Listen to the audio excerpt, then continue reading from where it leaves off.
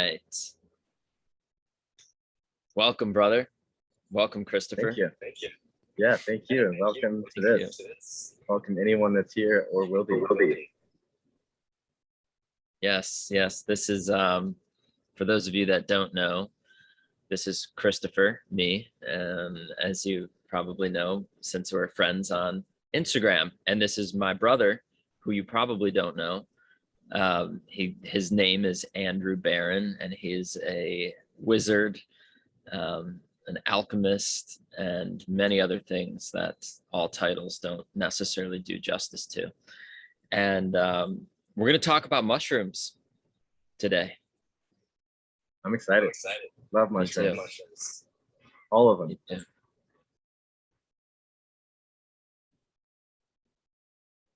Welcome, Grant. Good to see you, brother. Wizards. So, Andrew, last night I was turned on to this book. It's called The Immortality Key. Have you heard of it? No, I haven't. But let's hear it. Jordan Peterson was interviewing the author of the book, and it's drawing all these parallels with Christianity and this soma drink that was drank before the time of Jesus. And he's basically drawing correlations to say that the Eucharist in Christianity was probably like some sort of hallucinogenic drink, potentially including psilocybin mushrooms. And it was really fascinating.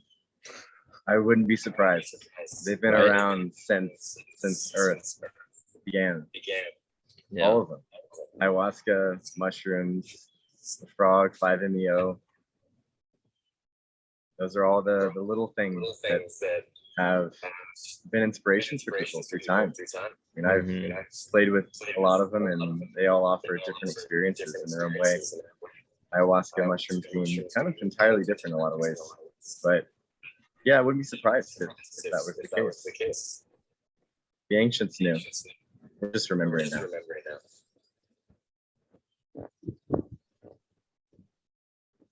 I got a fun question to explore. So imagine if you're with one other person, and all you have is one sentence to share with them about psilocybin. And like this one sentence is going to be the only thing that they hear about it or know about it. What would your one grammatically correct, potentially compound sentence be? Imagine that all of your life. Oh, lost you there. Imagine that you fall into a space, and all of your life you've had a veil in your mind that's kept you from really seeing the world around you and the world within you in its truest light. Psilocybin mushrooms offers the opportunity to drop that veil, to see a little bit more clearly both what's true in truest sense, but also what's been true for you personally in a lot of ways, and then to see that with clear eyes. It's a long compound sentence. It was a journey. I loved it. I love it.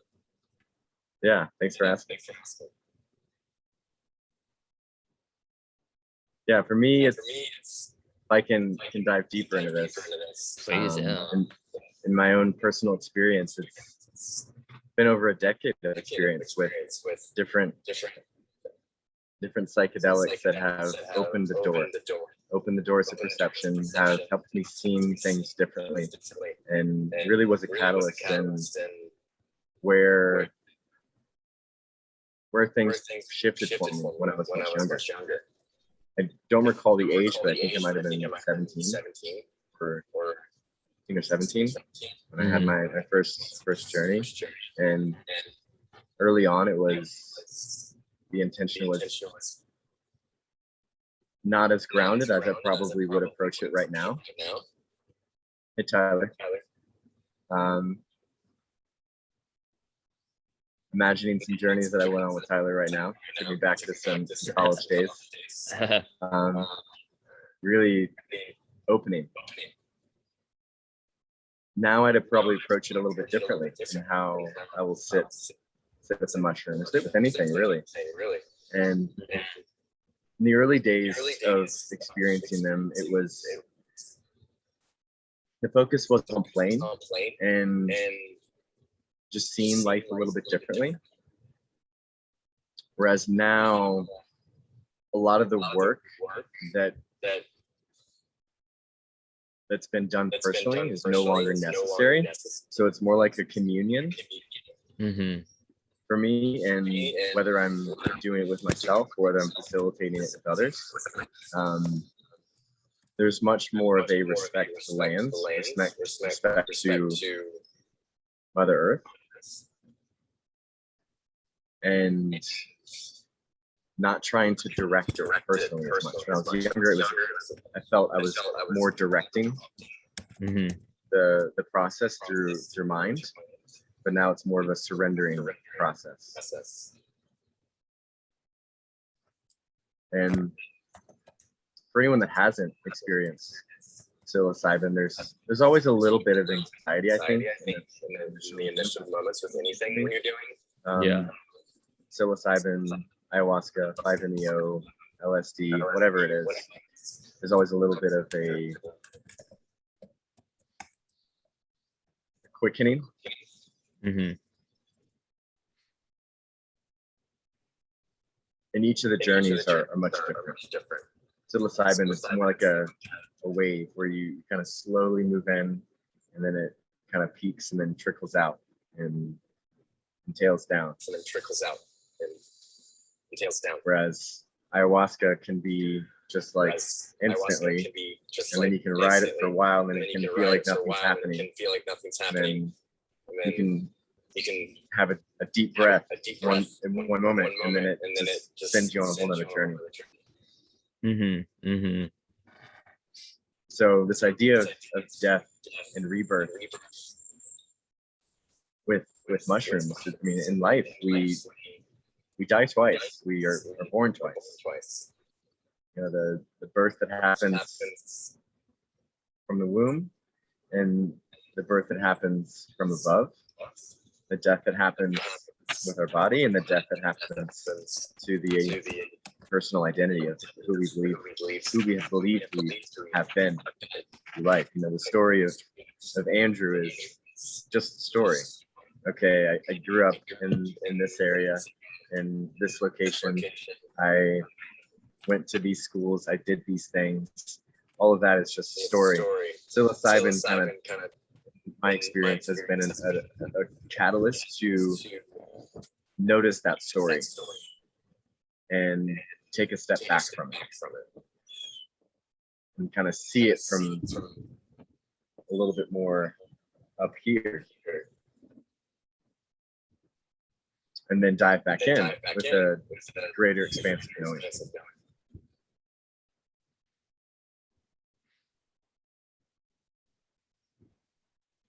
Well, this is one of my favorite places to be when someone, particularly you, have shared what you've shared.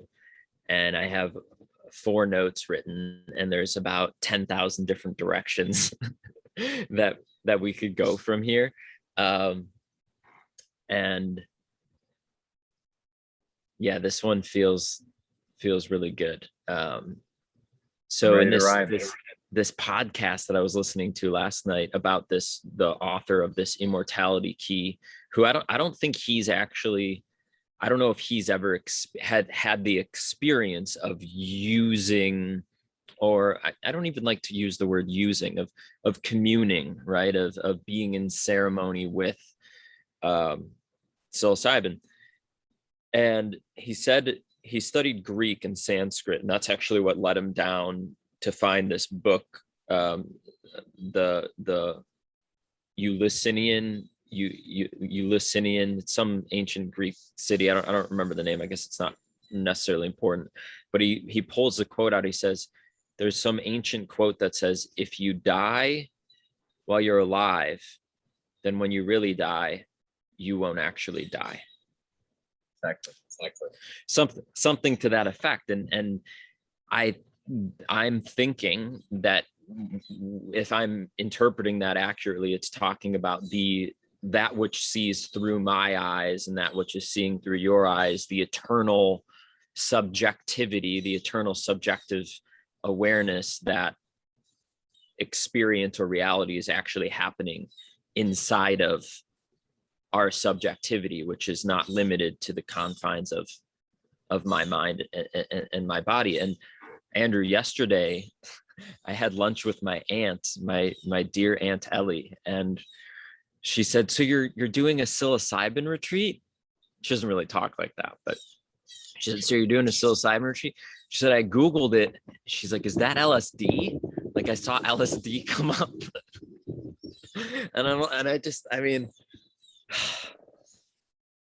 I was thinking, wow, how do I describe this and share in this in a way that's going to meet my aunt who is really, really deeply understanding. She's a science teacher, actually, very environmentally. She teaches like environmental sciences, and she used to be a nun, actually. And when she, like many years ago, like 20 or so years ago, I was asking her, I said, did you ever have any ineffable or miraculous or transcendental experiences? And she said, yeah, like when she stayed up all night and they made her go pray to Jesus in the church, like she definitely was feeling like this oneness or union with Jesus. And I was asking her that actually, because I'm mapping with other people, like, okay, so you've had that through meditation or through Jesus or through sex, and I've had that, some of those experiences. And then I've had this profound life altering experience through psilocybin. And I'm now, to take it back to the conversation yesterday, I'm in this sort of predicament where I even said to my aunt, I said, I understand.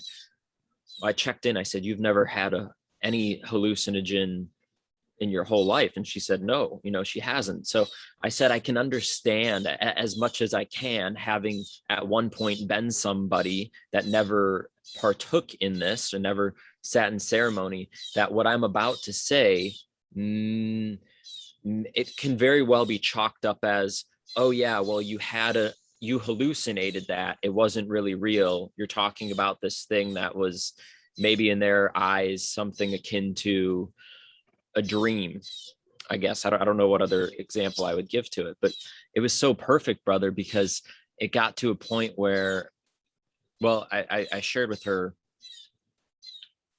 first experiencing God, or what my feeling of God was, as this distinctly, very clearly feminine energy. And I'm laying there. This is my first experience with psilocybin, and I'm actually laughing because I'm like, oh my goodness, this is quite the contrary to the narrative that my culture has bombarded me with since a child, that God, if it is real, it is this sort of like fatherly, more masculine type energy.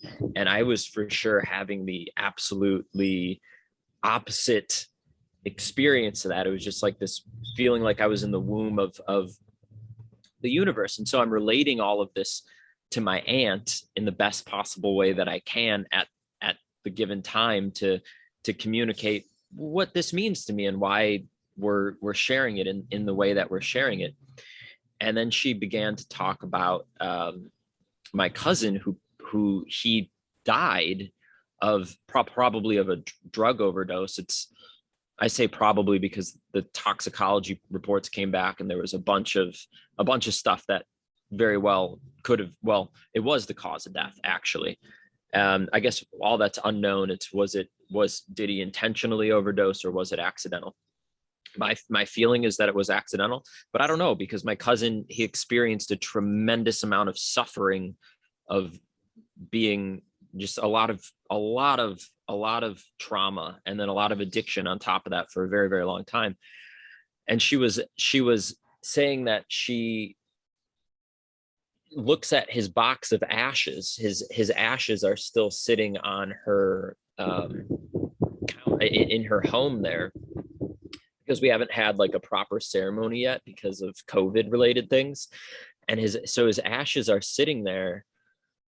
And I asked her, I said, I bet they're sitting by the stained glass, aren't they? And brother, I went over to her house when she was out of town to help her take care of her dog.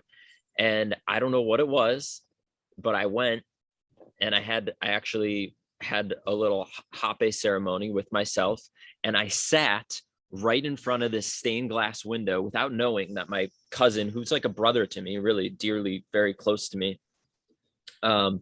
his ashes were sitting right there. And I remember as I didn't share with my aunt that I had a hape experience there. It wasn't appropriate yesterday to share that. But as I'm sitting there, I remember feeling actually deeply like I was in part honoring my cousin's life by participating in ceremony, because my relationship with ceremony and with substances, he had a very different relationship with substances for very, very different reasons. But probably one of the reasons was that felt a lot better than a lot of the other things that he was experiencing in his life. Anyhow, I thought it was just a synchronicity that I sat there and I had that moment. Little did I know his ashes were behind me. So I'll cut to the chase with this story here.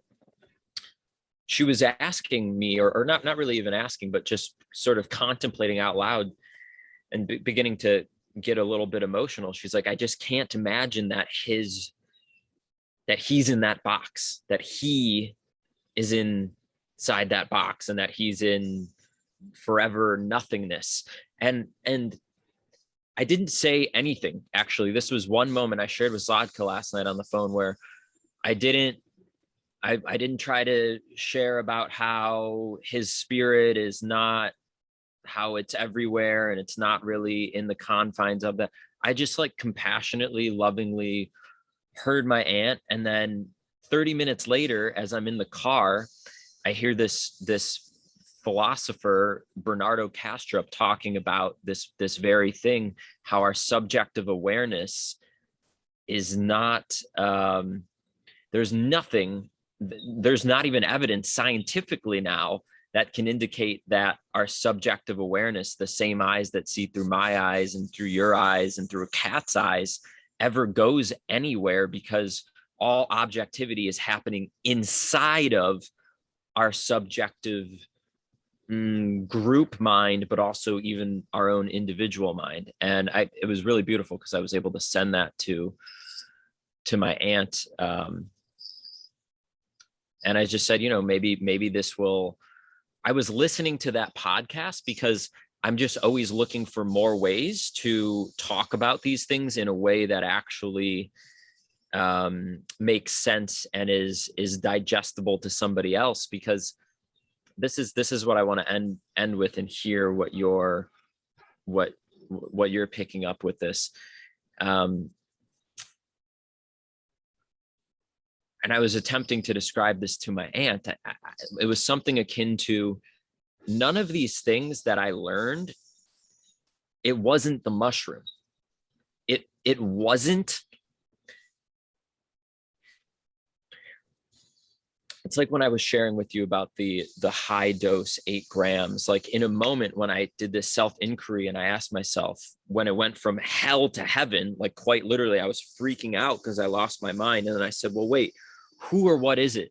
If I don't exist, if I have ceased, if I had an ego disillusion, then who or what is it that's so worried about this? And then I started laughing, and I've had other high dose journeys where when I have a particular realization, or so it appears, it's almost like the mushroom communicating that it was not even I don't even feel like I've taken it anymore. Like I could drive, it feels like I could drive a car. It feels like I could fly an airplane, which I've done before. It feels like I can go for a run or have a conversation with anyone. And it's like the mushrooms have said, it is us and it's not us. Like you are the mushroom is everything. And maybe that goes back into the whole, like that being the body of Christ communion thing. I'm going to leave it at that for right now, because I just unloaded quite a bit of stuff, and I want to hear from you. Thank you for listening, brother. Yeah, you're welcome. Thanks for sharing all that. Let My me pleasure. move through this in a hopefully fluid way.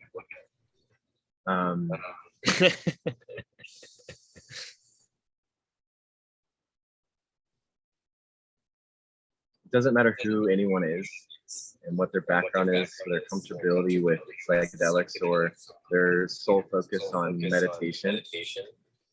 One thing I know for certain in my own journey, and that I see to be true consistently as I observe others and observe where everyone's at in their journey, there is no perfect path. There is no best path. There is no this must be a part of one's path. Mm-hmm. Eventually, everything does lead home. And home is an idea of complete unity, oneness with Source, God, Allah, whatever you want to call it. Psychedelics offer a reframe of the current reality.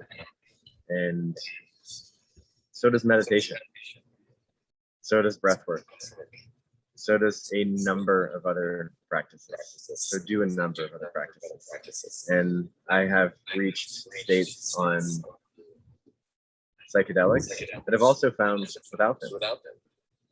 The one consistent underlying theme that I've seen in these states is a general awakeness that I feel brings awareness to our connection with the whole, and away from this idea of I and everything that surrounds that.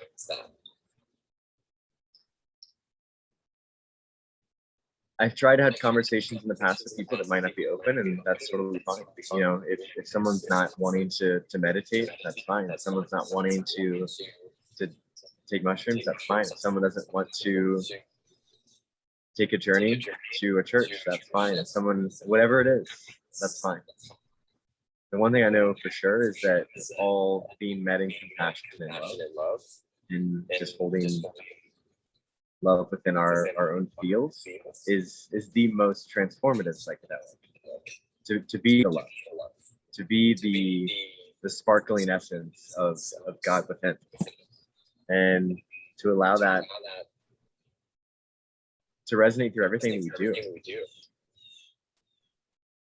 In response to death and dying once or dying twice, I hope I die before I die. I do. And it's the cycle of birth and death. You know, there's many different beliefs on that, whether one believes in just one life or not.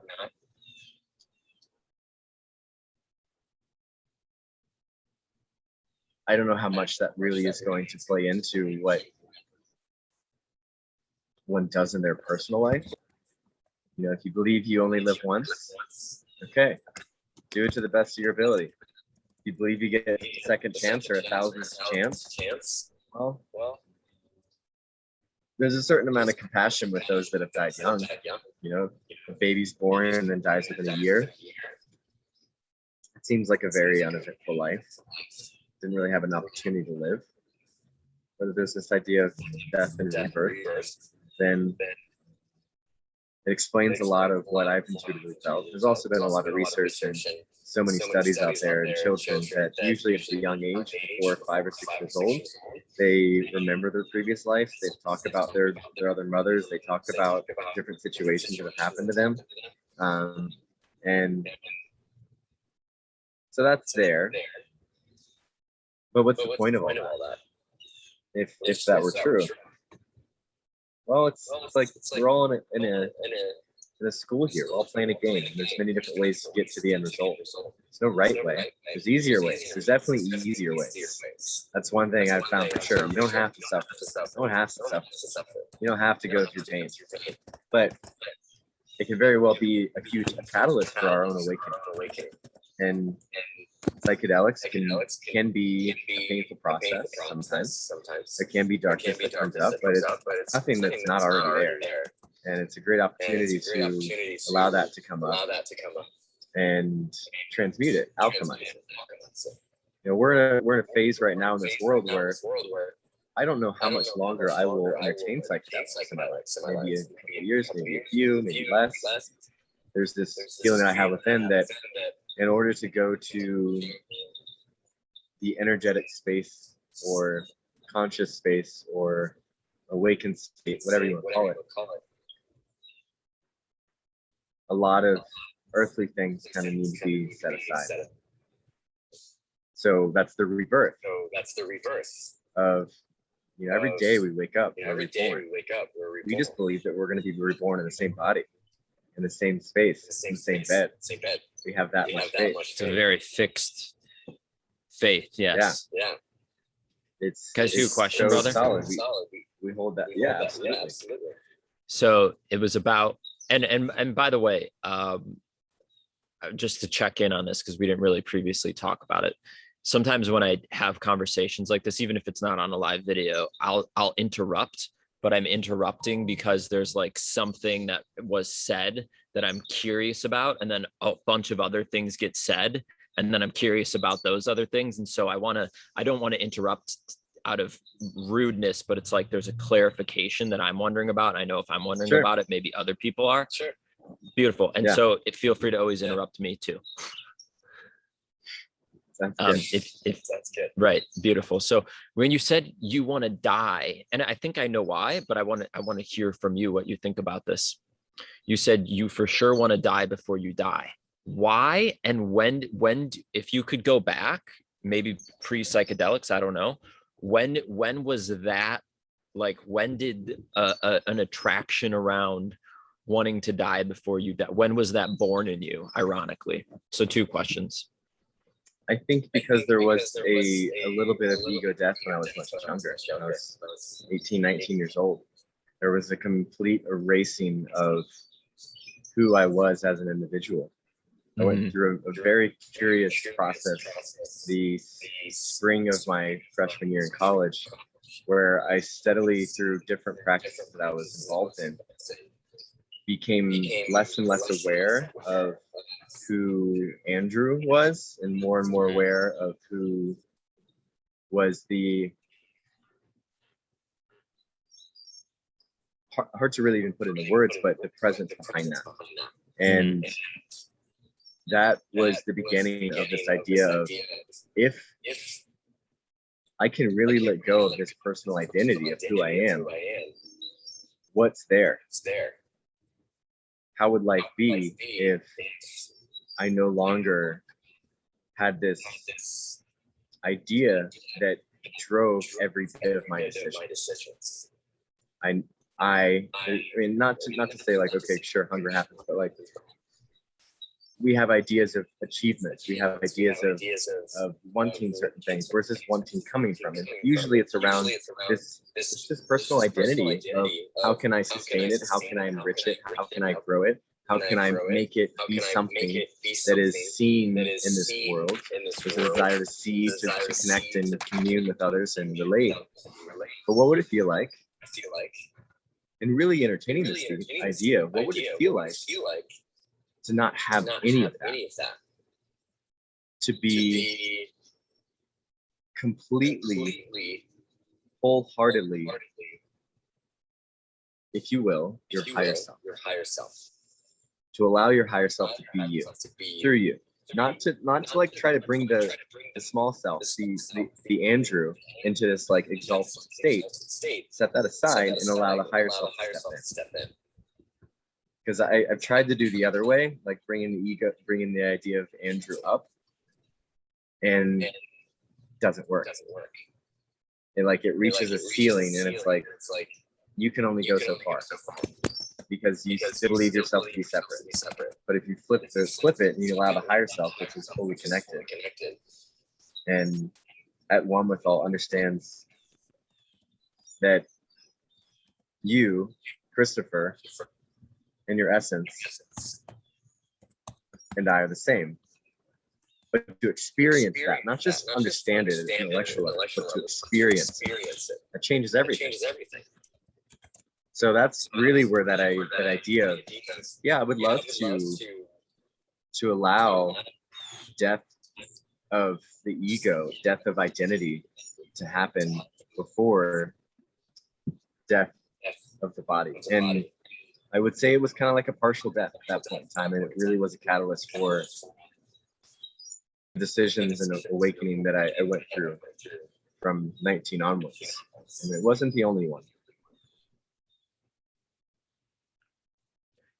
Andrew, what would you say? I think most of the people that listen to this will be already at a point where there's a certain level of resonance, and I'm aware that I would say probably 99, I don't know, but I would say something close to 100% of people, when they hear something like, you want to have an ego death, you want to get rid of your personality, you want to get rid of why would you want that? Why would, because for a lot of people, I think they think that is the penultimate reality of who and what they are. And so why would they want to die before they die? I'm curious how you might talk to someone who wanted to know. Question. Yeah. Sure. And truthfully, I don't think a spiritual path is for, like, how to put this. I don't think all of us here that are currently living on this earth right now, not to count the people that are probably passing this moment, bless their souls in their journey. But everyone that's here and will be here for the next year or so, not everyone is walking some semblance of this path. And that is a beautiful thing, because it still serves the greater world right now, this space that we operate in, or it seems to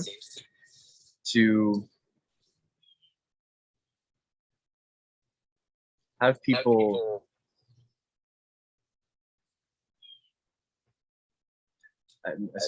the way that I'm wanting to say this is still play the game in some ways. Truly awakening is not something that we're all going to do in this lifetime, and myself included. It's certainly an inner calling, but I have to check sometimes, like, okay, where's this desire? Is it a desire? Because the desire for something is still misdirected in some ways. For me, it's really, okay, getting back to truth, getting back to how can I serve the most? And I would say if someone feels this calling, there's a book out there that's quite powerful. It's called The 12 Powers of Man by Charles Fillmore. Never heard of it. And it really dives into a view of Christianity that takes the 12 disciples and looks at them from a very interesting perspective. And not necessarily from a story, not seeing these as individuals, but seeing these ideas of an individual as aspects within ourselves. So like John being love, John being in the heart. And I bring that up because, we all have lessons to learn here. And there's no returning home first. Time's not linear at all. And so like Buddha, Jesus, it might appear they were before us, but that's only in a linear view of time. So a long time ago. Right. Yeah, exactly. So what I would say to someone that is curious about that is, at the end of the day, what's most important is to ask oneself why. Like if you want to pursue, like if you want to pursue fame, power, success, like beautiful success, fame for beautiful reasons, or not, whatever it is. Like I think it's beautiful to allow yourself those feelings of I want this. Okay, so go get it. Versus I don't have desires to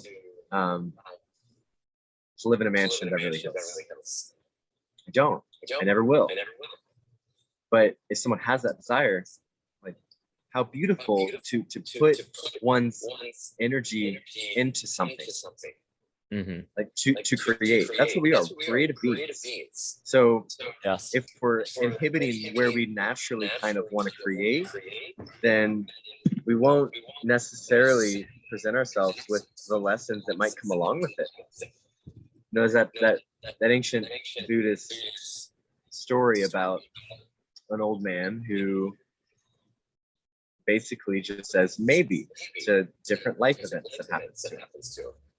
And I'm sure you've heard it, and many have. And the idea behind it is simply that we don't really know why things happen, and for us to label them as good, bad, or like anywhere in between is to really look at it with a limited perspective. So to say that, like, yeah, the Buddha's path or Jesus' path was good, like, sure, you could say that.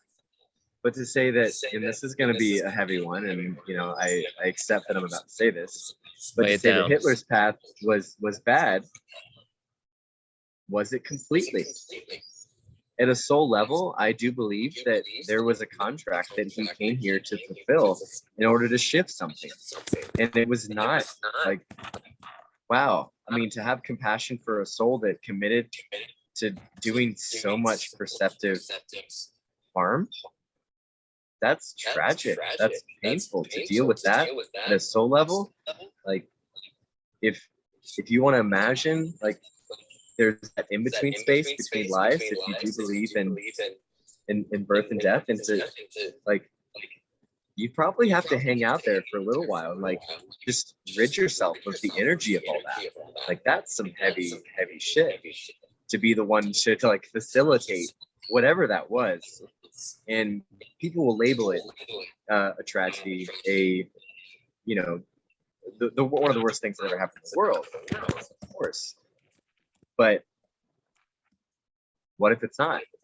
What if that was the catalyst for so much good? And the whole point here being that we don't always know. With our limited perspectives and limited understanding of the world and how things work, we don't know what is best for an individual. We don't know what is best for the whole. And for us to say we do is short-sighted, and that's okay. I think there's a certain amount of intuition that can play into things. Like if I say I want to know what is for my highest good, please show me that the path to my highest good. The highest good might lead to pain and suffering potentially. And I could get upset, like, I wanted my highest good. Yet I suffered. Something. And that suffering, then is the catalyst that leads to good. So I share all of that because what I think to be most important above anything else is we all have a dharma, if you will, or a reason for being here. And the more keenly and acutely we can get engaged with whatever that is for us individually, the more we serve each other. And if someone needs to be a spiritual teacher, yes, power to them. If someone needs to be a CEO of a company, yes, power to them. If someone needs to be a janitor, yes, power to them. There's no hierarchy here. And that's what Jesus taught. Like, and he taught it so well that everyone has the potential. Everything, he said it, everything I have done, you can do it more. And that's perfect. What are you looking at me for? He said. Yeah, he's like, don't look at me. You can do greater things. He said greater. Exactly. So it's all a matter of just listening to oneself in a way that does truly allow for growth, for this to be an experience that, you know, pushes the soul. And there's so many different layers of this, and I can dive into, you know, Course in Miracles and everything that it talks about death and rebirth and all of that there. And that's a whole other spectrum of looking at reality. There's a great book by Gary Bernard called Disappearance of the Universe. Highly recommend it. Dives into some really interesting stuff. The Disappearance of the Universe? Yeah, it's a great title. I think like the subtitle is Straight Talk about sex, politics, and the miracles of forgiveness. For anybody that's watching, there will be a Zoom link, a YouTube, and then in the notes to the YouTube, I'm going to put the different books we've talked about, like different resources. I'll put A Course in Miracles on there too. Yeah, and that path is it's a very personal one. The path of the Course in Miracles. Yes. And I've never read the full text. I always read up to a certain point, and then I will circle back to the beginning. So I'm like maybe 3/4 of the way through. But the most important thing with the Course in Miracles is the workbook, doing those lessons every day. And it could be that you do the same lesson another day. But I could misquote some of this, but I think the first lesson in the course is everything I see in this room, in this land, does not have the meaning, I think. So the whole course is about retraining your mind, like removing collective and individual ideas that aren't aligned to the way at a higher level you think. So or really just like connecting, changing all like individual ego thoughts to God thoughts. That's what the whole book is about. So imagine if it's like you just were to take out like, to take the Matrix idea. If you were to take out all the programs that are part of that, and then like you have this other program that's like insert everything that's only God. That's what it is.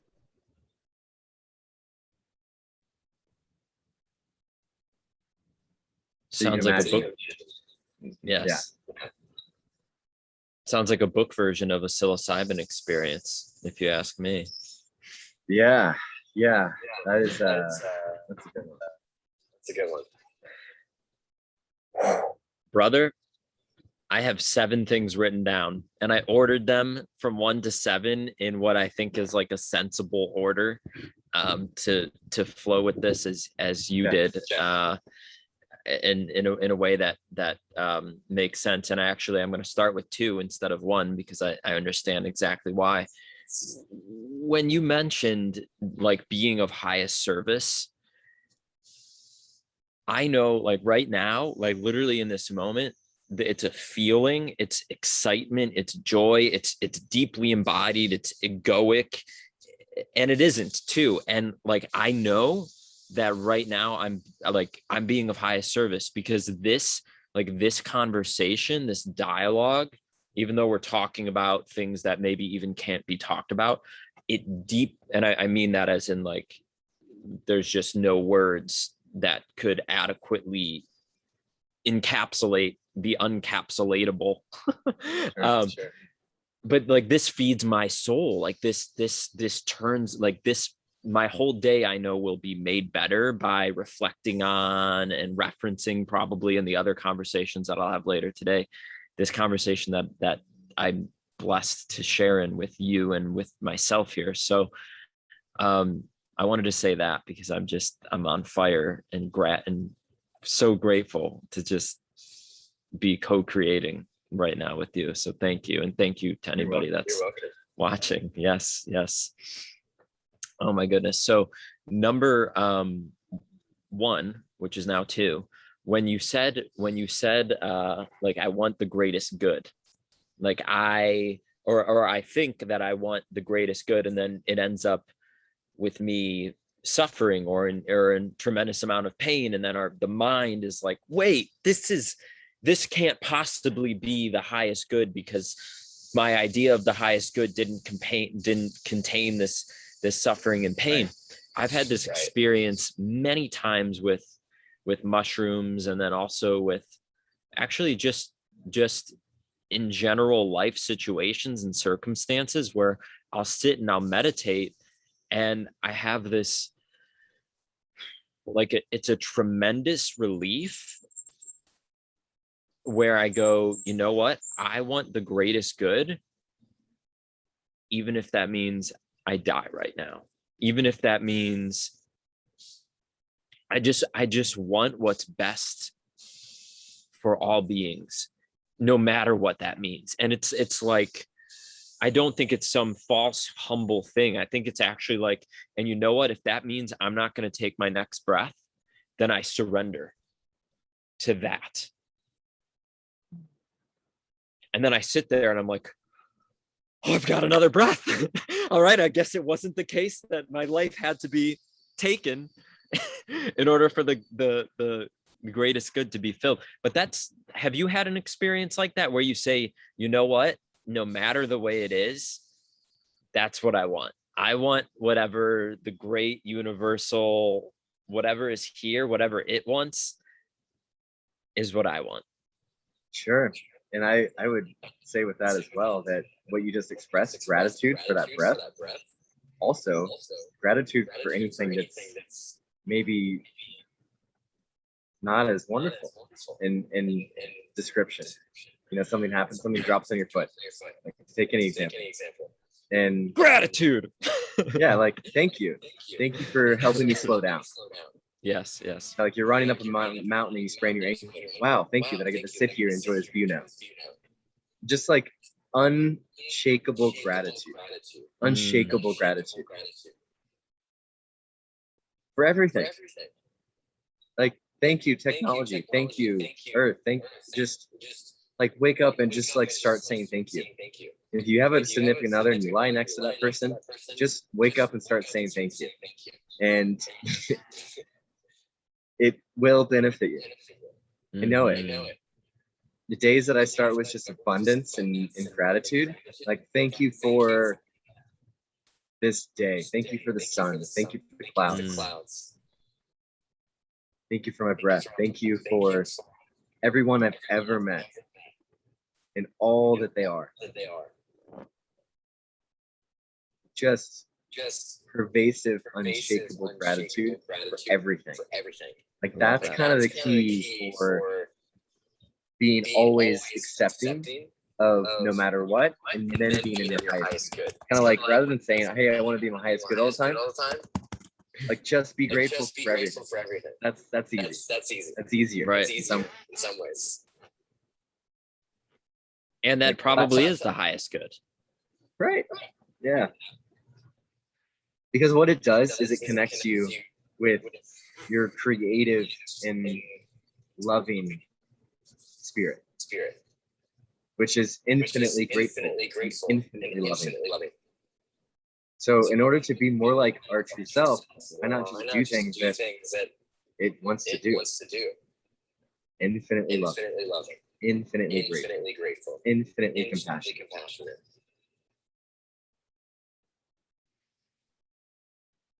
Whew. All right. Are you ready to talk a little bit about desire? Let's ride. All right. Okay. So yes to everything that you just said. Gratitude. It used to be a concept, and then I was like, oh, I get it. Thank you. Like, thank you. Yeah. Like, I would hear all these talks. I would hear even Tony Robbins sometimes. I hear people that are like, you got to start out with being grateful. And I'm like, what? How is that going to help me get what I want? Right. I get it. And then it helps you see that you want what you have, because when you're grateful for having what you want and wanting what you have, then it at least my experience has been like the gratitude is always, it's primary. It's like the primary cause, if I could even call it a cause. And then when I look around and I see these miracles or these wonderful things coming my way or being presented in my awareness, I'm like, oh, it has to do with the fact that I'm open. I'm not going on the path of getting what I want and then I can't see fucking anything. That's right there already in my awareness, because I'm so focused on over there. And this is actually a perfect segue for talking about desire and deconstructing beliefs and asking why, which is something you and I we've touched on, and a few different things that you've said, from like, you, for example, don't have the desire to live in a mansion in Beverly Hills, or I would imagine probably to not drive a Lamborghini. There are certain things that you don't want, and other people do. We all have our different sets of desires and wants, desires. And I want to lead with telling the horse story, which I think is what you were talking about, and I want to see how much of it comes through, because it plays into the desire element, the man that always says maybe. So I've told it many times, and I first heard it from Alan Watts, but I want to share it here for anyone, because I love listening to it as well. There's a man who has a farm, and one of his horses runs away, and his neighbor comes to him and says, "Oh my God, your horse ran away. How terrible." And the man says, "Maybe." And then the next day, the horse comes back, and it comes back with 2 other wild horses, but now he's got 3 horses, and his neighbor comes and says, "Oh my God, now you have 3 horses. How wonderful." And the man says, that owned the horse, "Maybe." And then the next day, his son is, the farmer's son is riding one of the horses, and he falls off and breaks his arm. And his neighbors come around and say, "Oh my God, your son broke his arm after falling off the horse. How terrible." And the man says, "Maybe." And then the next day, the conscription officers come to take his son away for the war, but they can't take him away because his arm is broken. And his neighbors say, "Your son can't go to war. How wonderful." And the farmer says, "Maybe." Yeah. Exactly. Oh man. We don't know. Yep. Unwilling to label. Like, how many people do you think have lied underneath the clouds and looked up and said, "I see a rabbit," or "I see whatever"? Unfortunately, I think probably under 5% of people. So there's a few people that out there love to label clouds. How many people do you think, when they're going through their daily life, they label things? It's helpful. It truly is. It's helpful. Yeah, right. It is. Yeah. But yeah, what it does is just it numbs us a little bit to the world around us. You know, when it's like, "Oh, that's a plant. Oh, that's a chair. That's a table. That's whatever." Just it dumbs it down a little bit. So Yeah. I'm bringing that up is like, to circle back in psilocybin. Psilocybin helps remove those labels. You get to feel a little bit more of the essence of something. Mm-hmm. Mm-hmm. Within oneself and externally as well. Okay, so that actually, this hits on point number 3. Okay. Desire and curiosity is coming.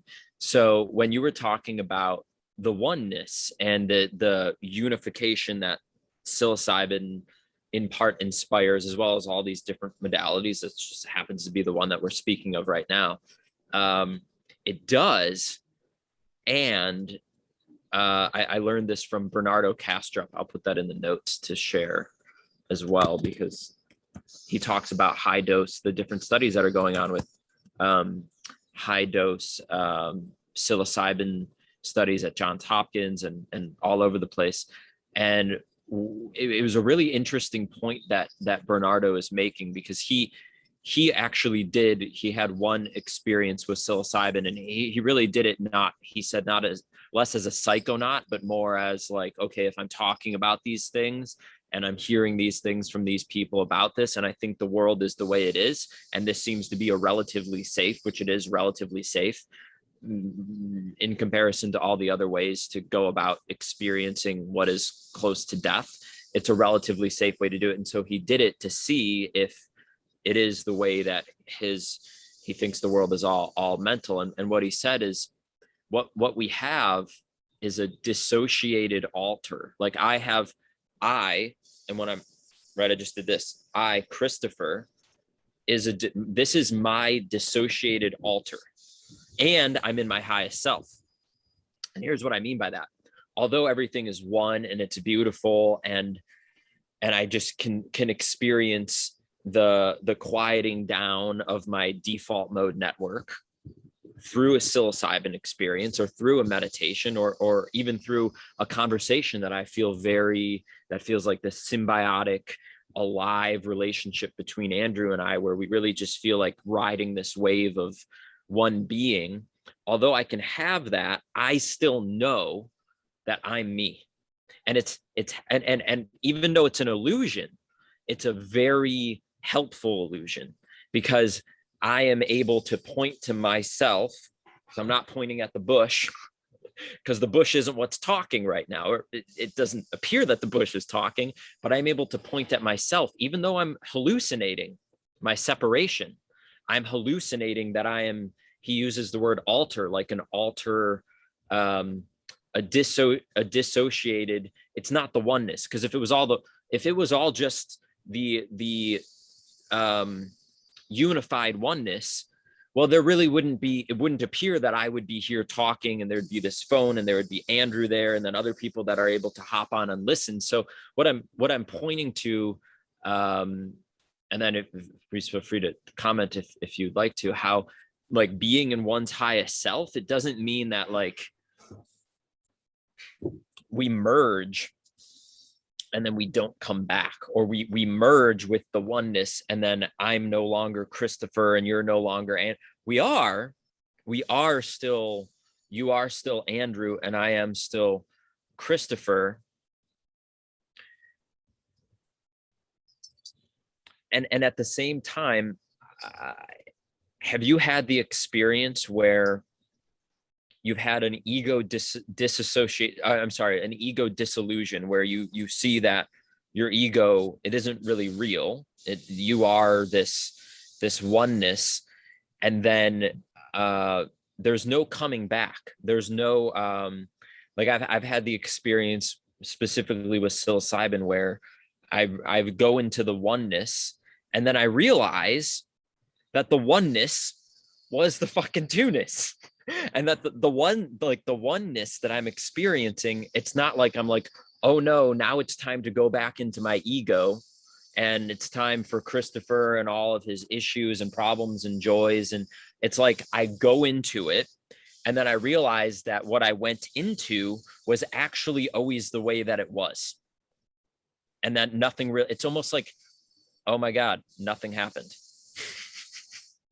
sort of feeling, and how the duality is actually the singularity. And I don't know if I just talked myself in a loop. I'm gonna pause here, and I want to know if you're picking up what I'm putting down, or what your comments might be here.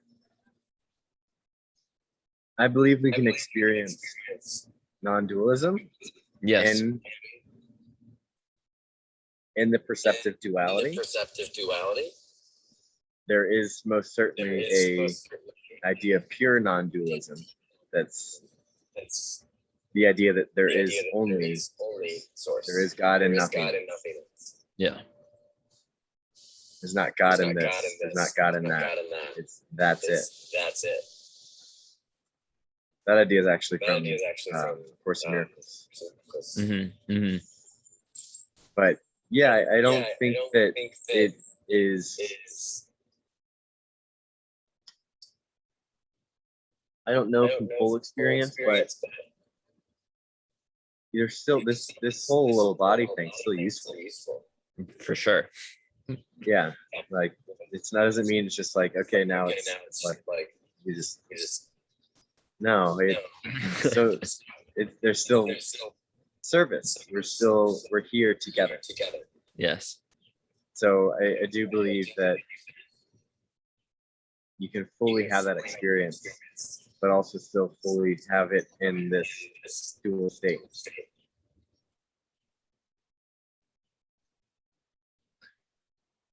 Okay. So another perfect segue for talking about compassion for Hitler. Oh, gosh. To put it bluntly, if you're just hopping on, we referenced this earlier in a less blunt, crass way that Andrew was explaining. It was at least super interesting to me that you chose to zero in on all the heinous crimes and things that have happened in our world and are happening. You chose to use Hitler. So this was something that I had on a high dose with ceremony with psilocybin. My friend was sitting with me, and I kept having this looping experience where I had the experience of dying again and again and again and again. And like I just kept on dying over and over. And he looks at me and he's like, dude, this isn't ayahuasca. It was pretty funny the way that, because he had 11, a very high dose. I had about 6 grams and I had about 11, or, I'm sorry, I had about 6 grams and he had about 11 grams, and we did it with the lemon juice. So it was an extra potent, quicker onset. And he's like, bro, this isn't ayahuasca. You don't have to keep dying. Anyhow, it got to a point where he left me alone, which, as you and I have discussed, when we either by our own volition or when we are having an experience and we want to be alone, there's this sort of intimacy that's created with the mushrooms. That's sort of, that is unique in my experience to the mushrooms, is how it sometimes will call you into stillness and aloneness. And I walked down my friend's steps. He was just chilling on his bed. And I realized how the non-linear, when you were speaking to the non-linearity of Buddha and Jesus, and I realized how I have been everyone, how I have been Jesus, how I have been Hitler, how I have been, and for some reason, when I thought of Hitler, I sort of zeroed in on his role, and I was able to feel, unbeknownst to me, I didn't set the intention before this ceremony of, I want to have compassion for one of the most vile world leaders. No, this was a complete surprise. And I was like, oh man, Hitler, like, man, he did that and he filled that role. And what a role what a cross to carry. Thank you. And I felt in a way like gratitude, and I could see, and it's hard. I mean, honestly, like right now, it's knowing that I'm sharing this in a public way. Like it's a little bit challenging. Like it's a little uncomfortable to say that, yeah, I had compassion and I had love, and I could see how although it's like I would never wish what had happened on anybody ever, I could see how that's the way it was, and how that was, because of it being the way it was, how it was somehow perfect.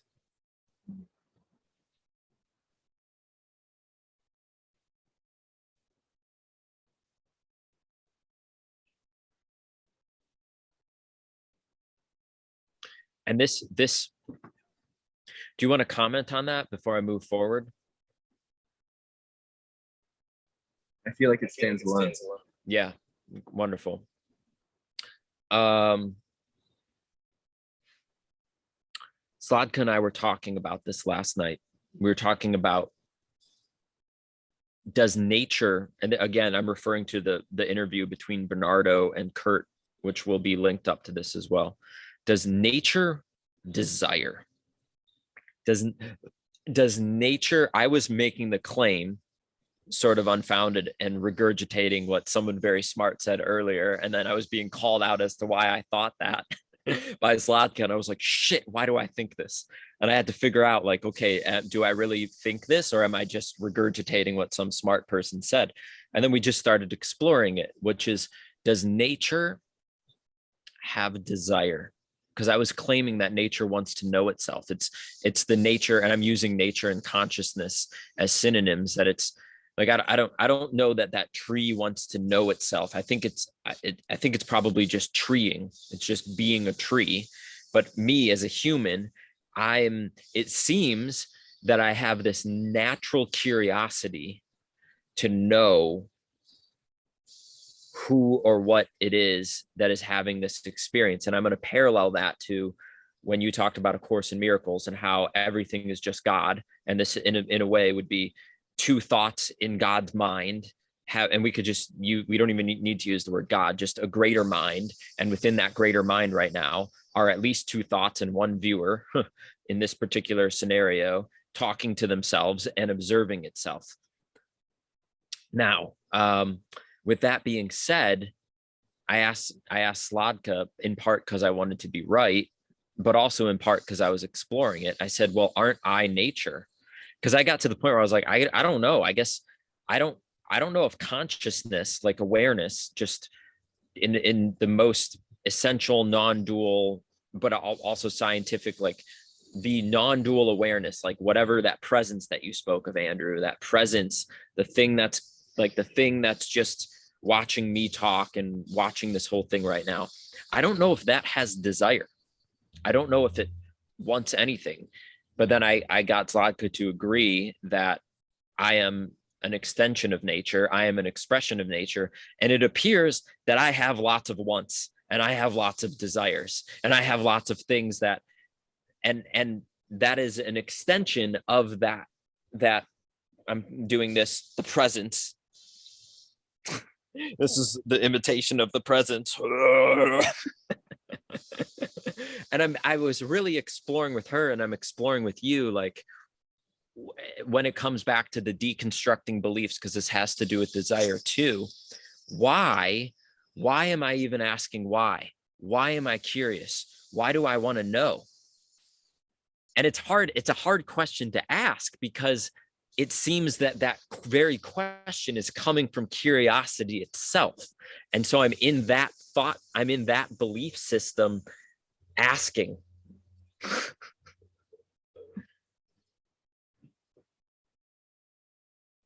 Can you frame the question?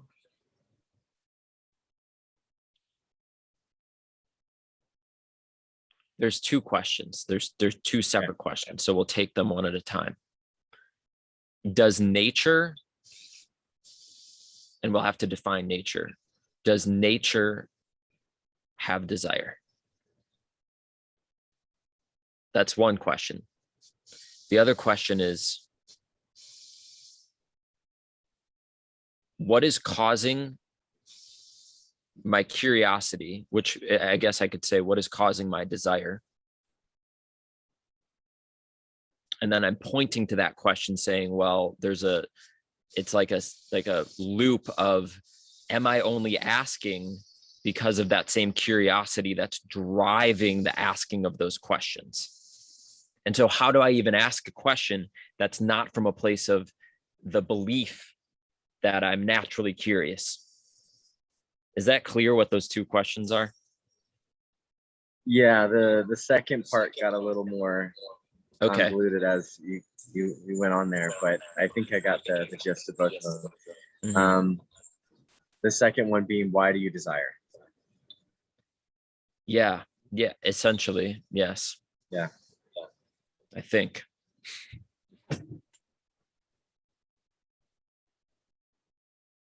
There's a lot of levels this can be answered from. I'm feeling that kind of intuitively. Mm-hmm.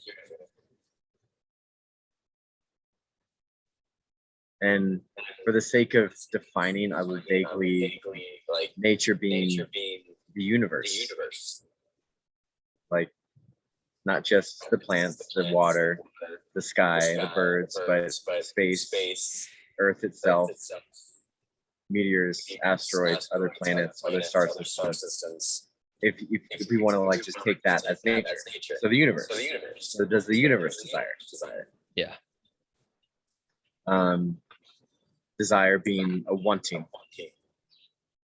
to want something that is not currently had.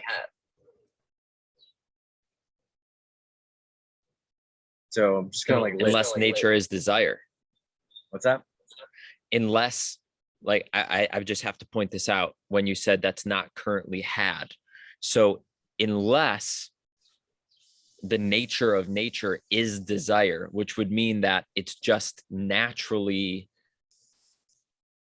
whether it's growth or whether it's, if the nature of nature is desire itself, then so it's like when desire? Yeah, I think we gotta take some steps back here. Yeah. So what is desire to want something that is not present? Is desire to want something that one doesn't have? Is desire wanting, desire seems to have a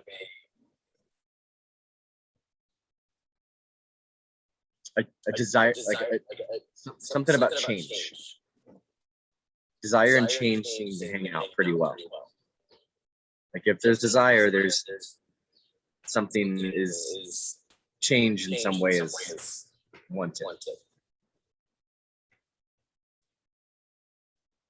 So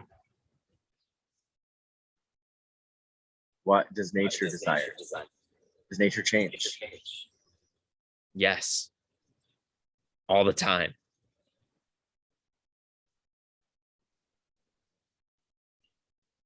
Maybe. I'm really sitting this with at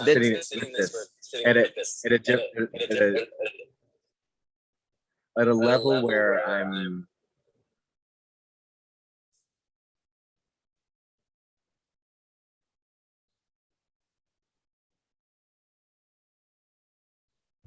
nature's changing all the time. That's self-evident. Yeah. Or so it appears to, based on our eyes, what we're seeing. Do you have desire? Why do you desire? Yes. Why do you want change? Why do you want? I think at a fundamental level, there's a belief that there is something to want. That there's perhaps a not having in some ways. But the nature desiring? Are we desiring by asking?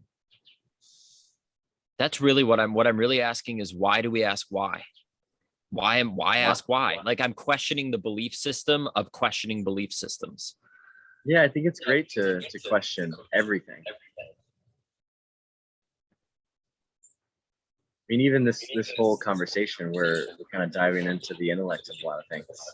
And why ask why? Understanding. There is a side of us that is not in a state of knowing. To know is at a higher level, is simply to be. There is not this wanting to like, I resonate with that. Yeah. To seek answers. It's like they are all present. And so I guess desire comes from, you could say, from many different places, but a lack of inner knowing.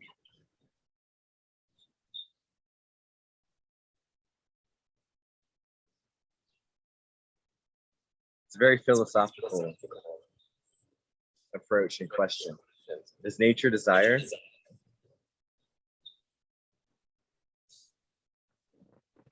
If it did or it didn't, truthfully, I recognize I wouldn't care.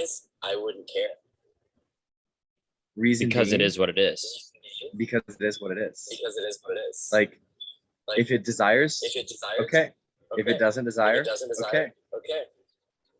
Like my attachment to it being one or the other, that's what I'm more interested in. Or my desire for it to, or my wanting to be it, for it to be one or the other, that's what's interesting. Yeah, and I guess what I'm wondering is, why am I wondering? Like, why? That's like, I'm like, why am I even, like, if I know that the answer is in the being and it doesn't matter actually to me, like it is what it is, and whatever the way it is. And so I guess I have an attachment in some way, maybe albeit a subtle way, of wondering why I'm wondering why. Have I just got hung up and sort of bought into the identity that's this deeply philosophical, oh yes, Christopher wonders why about wondering. He knows he doesn't know, and he wonders why that matters. Like, it could be that, I guess. I think there's a power to saying, knowing I know nothing. There's a power to that. Yet I think there's more in claiming I am in my knowing. And what do you mean exactly by claiming to be in your knowing, or being in I am your in my knowing. I am in my knowing. I am claiming to be in knowing. That's it. Whatever comes from that, does it matter? But to make the claim, I am in my knowing. I am in my truth. To make claims like that, that supports being. And that doesn't really walk the road of asking all these questions that will lead to some answers, and all that it starts to get a little bit more like wordy and confusing. But what's really sought, I think, at a deeper level, is the experience. Yes. Of a truth that is universal, that maybe can't be spoken to.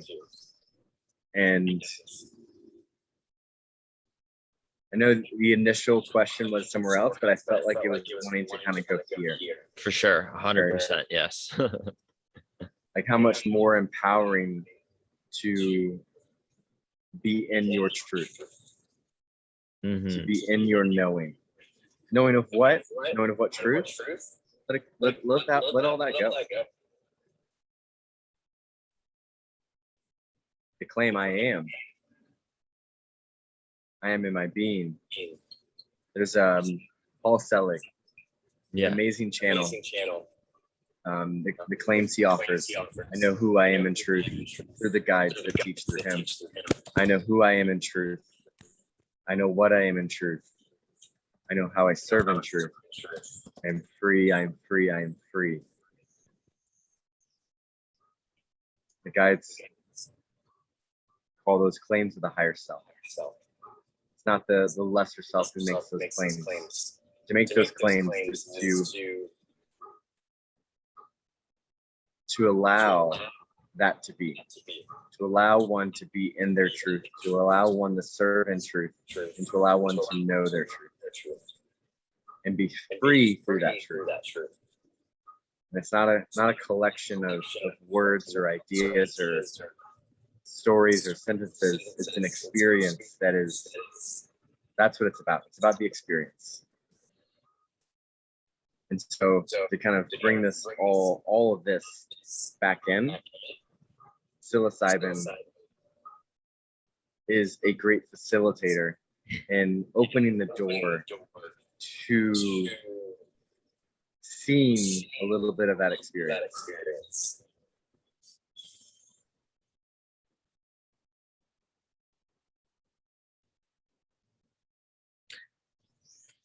In relationship to psilocybin, I want to see if there's a synthesis or a resonance of what you said and how I understand and have integrated what you've said. And this is in direct relationship to a good friend of mine that I just talked on the phone with before. He's working with A Course in Miracles as well. Which I told him, I said, you know, because he asked me, did a specific event happen to me in the recent past that allowed me to be more in my own truth, more in my own certainty, more in my own feeling good and feeling aligned with how I've been showing up to myself? Because I've been feeling that more now than I ever have in my entire life over the past couple or few months. And I said, nothing happened, actually. There wasn't one event. And I'm grateful that there was an event. There were lots of different little things that I've been doing, like my own practices, sharing in a way that feels really good for me. And to relate this to the Paul Selig quote, and this is exactly what I told my friend Christian, what I shared with him on the phone was, I don't know where I'm going. I mean, I do, you know, I can tell you dates, I can give you locations, I could give you all the physical world reality. This is where we're headed. This is what's going on. And I'm charading that a little bit because I think there's sometimes an overemphasis on that being what certainty is, that we're going here. This is the thing that's happening. For me, it's deeper. It includes that. And I'm feeling into, I know that I'm following the calling and the path of my heart. So I know that wherever it is that I end up, I don't even need to know. Like within the knowing, there is the unknowing. And that's totally just within the flow of the being the embodiment of truth, that it doesn't actually matter where I end up. I'm going to end up exactly where my heart takes me, because that's actually where I am. So I'm going to continue to go in the direction of my heart's path, which contains both the known and the unknown, which is one of the best ways I can put into words what an experience with psilocybin mushrooms is like. Just courage. Like I'm going, and I don't know where it's going to lead, and it's going to be perfect. It's going to be.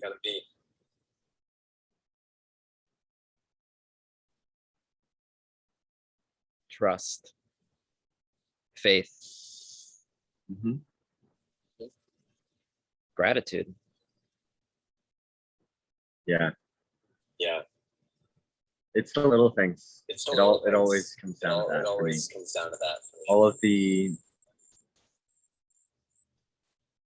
journeys down intellectual understanding, they're helpful, but they don't facilitate the experience.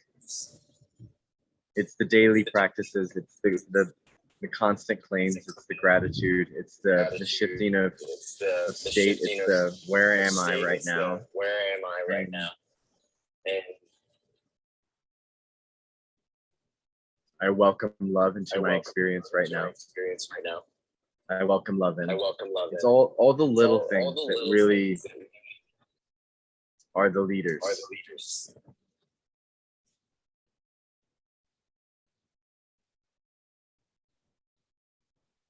To this experience of oneness with oneself and all that is.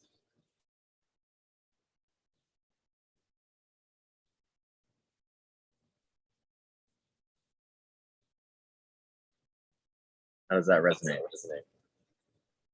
I'm in. And if I found out that you in mid-September happened to be facilitating a psilocybin experience, I would say I'm in for that too. As a matter of fact, I am. You're in. I am in. You'll be there. I'm in. Yes. Yeah. And so anybody else that has chimed in, if the things that we've discussed, really, if the things that we've discussed, if there's a resonance and a calling to experience this, maybe even more, maybe you're already experiencing this, you are invited to connect with myself or Sir Andrew here, or Zlatka or Jessica. Those are our two other co-facilitators in our psilocybin experience journey, which is happening September 11th. Do I have the date? September 14th. September 14th. 21st. I'm telling you, man, I got those ones and those fours coming my way. I just so September 14th. If you reach out to us or you ask us about it, we'll share with you. We'd just like to share a conversation with you to see if it would be, in alignment with your journey and where you're headed now. Is there anything you want to share, brother, on the space that we're co-creating, or anything else that's present before we end the broadcast? Yeah, the intent I'm bringing in is really to allow for the space to be held for whatever's the highest good, to bring that back in, and whatever that might be for anyone in that space. And for me, it's been about surrendering. That's been where I've personally been at. But any intention to grow and offer an opportunity to create a shift within oneself, that's it. That intention alone, no matter where it is, what it is, whether it's the San Jose del Pacifico, in the streets of LA, New York, Kansas, London, China, Japan, space, wherever. The intention to allow that, that's what counts.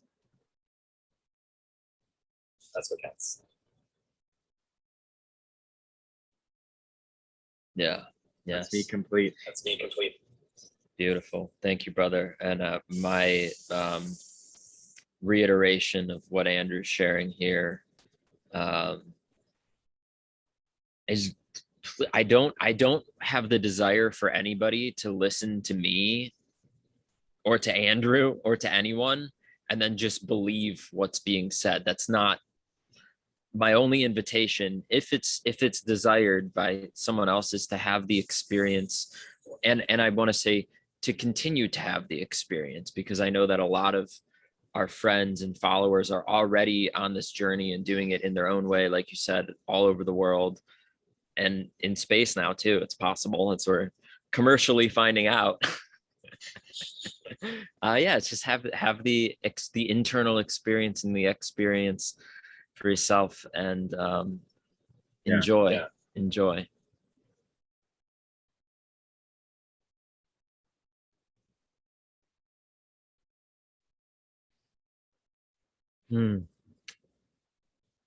Thank you, brother. This has been fruitful and fulfilling for me, and for anybody else that listens in. There will be I'll be able to share a link. I'll share it you'll see it here on Instagram. I'll also share it on my personal page, and I'll have a YouTube link, and then underneath that, all the different people and resources that we talked about too, where you'll be able to watch the recording. Thank you, brother. Love you very much. I love you too.